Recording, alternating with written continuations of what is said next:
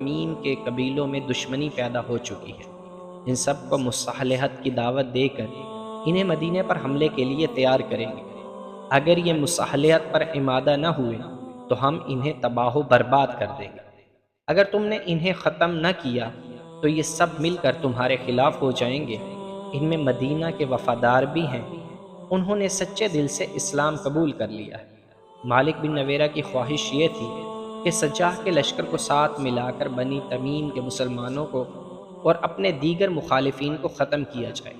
مورخ لکھتے ہیں کہ سجاح مالک بن نویرہ کے مردانہ حسن و جلال سے متاثر ہو گئی تھی۔ اس نے مالک کی بات فوراً مان لی۔ دونوں نے تمام قبیلوں کے سرداروں کو مصالحت کے پیغامات بھیجے۔ پیغام میں یہ بھی شامل تھا کہ مدینہ پر حملہ کیا جائے گا۔ صرف ایک قبیلے کا سردار وقی بن مالک تھا جس نے ان سے مصالحت قبول کر لی، باقی تمام قبیلوں نے انکار کر دیا۔ اس کے نتیجے